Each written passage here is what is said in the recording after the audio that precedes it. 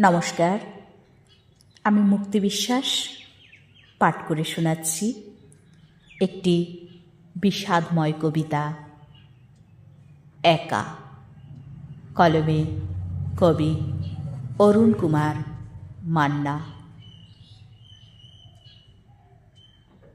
কোনো স্বপ্ন যদি সত্যিই না হয়,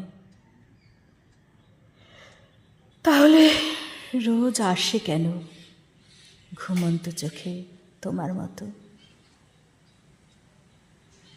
আমি তো জানি তুমি নেই, তবু আসো পা টিপে আমার কক্ষপথে। কত ঝর্ণা খিলখিল করে হেসে ওঠে, অযাচিত ঢেউ আমাকে ভাষায় ক্রমাগত। ভাসতে ভাসতে ভাসতে ভাসতে তোমাকে ধরে বাঁচি। তুমি তো আমাকে গোটা চাঁদ দেখাবার লোভে হাত ধরে নিয়ে গেলে খোলা ছাদে। সমস্ত জ্যোৎস্না তখন আমার একার। জ্যোৎস্নায় ডুবে যাচ্ছি, তলিয়ে যাচ্ছি।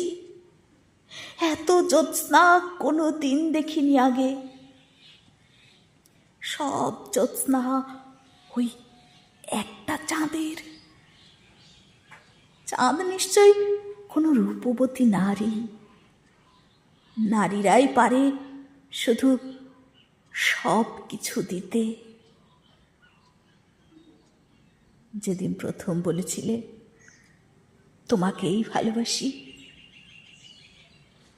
সেদিন আমিও চাঁদের মতো নরম তুলোর মতো হালকা আর স্রোতস্বিনী নদীর মতো উচ্ছল হয়েছিলাম।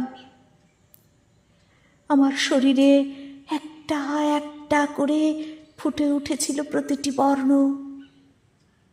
একার, ওকার, হসন্ত, রেফ, সমস্ত কিছু। একটা ভাষাকে দুহাত দিয়ে জড়িয়ে চিৎকার করেছিলাম, এ ভাষা আর কারো নয়, আমার আমার। আমি শুধু বলবো ভালোবাসি, ভালোবাসি।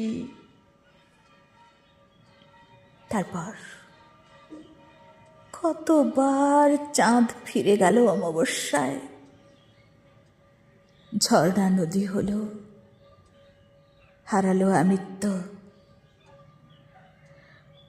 স্বপ্নের নিজস্ব কোনো বাড়ি নেই। তোমাকেও যতবার ছুঁতে যাই, ততবার দেখি তুমি নেই। আমার কক্ষপথে আমি একাই।